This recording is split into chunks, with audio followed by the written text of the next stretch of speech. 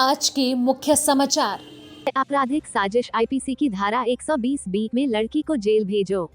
UP के जनपद गोरखपुर में आपराधिक साजिश आईपीसी की धारा 120 में लड़की को जेल भेजो, नहीं तो जेल से बाहर आकर उसकी हत्या कर दूंगा। झंगहा के दो दोस्तों आकाश और गणेश की हत्या के आरोप में शनिवार को गिरफ्तार किए गए मुख्य आरोपित मिथुन ने पुलिस कस्टडी में यह धमकी दे डाली। पुलिस ने मुख्य आरोपित मिथुन और उसके साथी सत्यम को गिरफ्तार करके झंगहा के दोहरे हत्याकांड का पर्दाफाश कर दिया। कुल लबोलू अब यह रहा कि एक लड़की की चाहत में बाधा बनने पर मिथुन ने अपने दोस्त सत्यम की मदद से आकाश को कुदाल के वार से कत्ल कर दिया। मौके पर उसका दोस्त गणेश आ गया तो उन्होंने उसे भी मार डाला और गांव में ही एक गड्ढे में ठिकाने लगा दिया।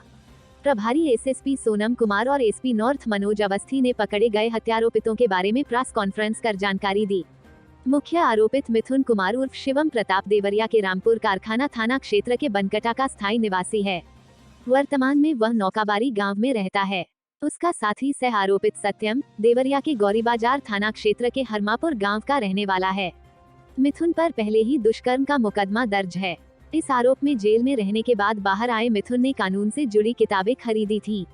किस मामले में क्या सजा हो सकती है, इसके लिए पुलिस को कौन सा साक्ष्य देना जरूरी है, यह सब उसने पढ़ डाला था। यही वजह है कि उसने शातिराना तरीके से वारदात को अंजाम दिया था।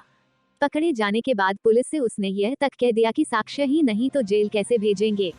जब उसे मोबाइल फोन से मिले साक्ष्यों के बारे में पता चला तो वह चुप हो गया।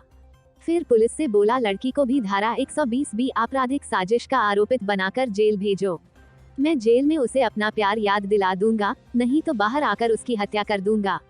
एसपी नॉर्थ ने बताया कि आकाश और गणेश की हत्या 16 जनवरी की रात हुई थी। घर से 7 जनवरी को दोनों बाहर कमाने निकले थे, लेकिन 10 जनवरी को लौट आए थे। इसके बाद अगली सुबह घर से निकल गए थे। नकली नोट चलाकर रुपये कमाने के लालच में आकाश और गणेश मिथुन के संपर्क में आए थे। वारदात वाले दिन मिथुन दोनों को बाघागाड़ा और फिर गांव के पास स्थित एक खंडहर हो चुके विद्यालय के पास ले गया। मिथुन और सत्यम ने आकाश और गणेश को शराब पिलाई।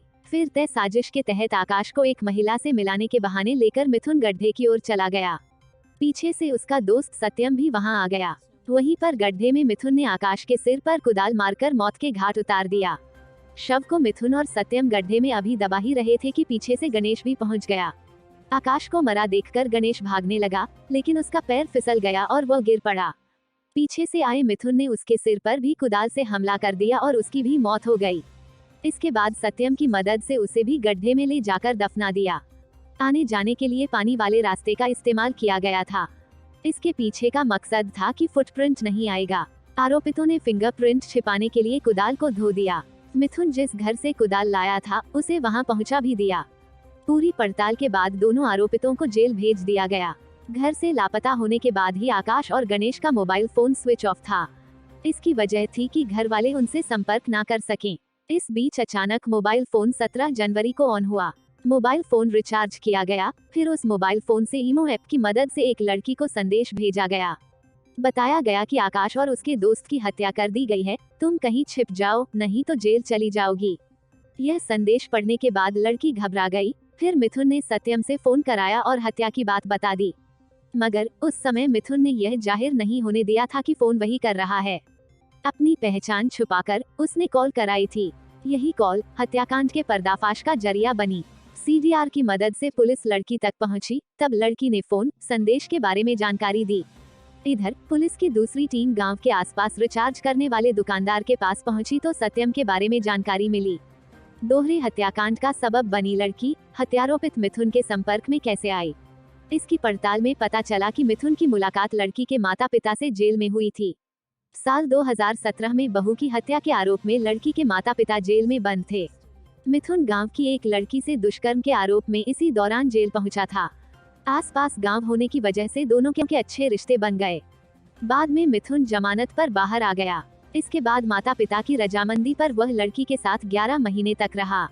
बाद में जाति के चक्कर में दोनों के रिश्ते टूट गए।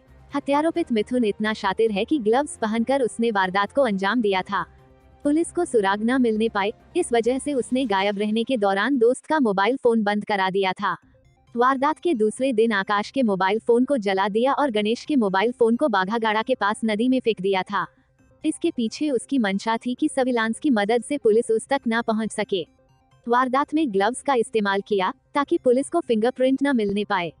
इतना ही नहीं, कुदाल भी गांव से मांग कर लाया था।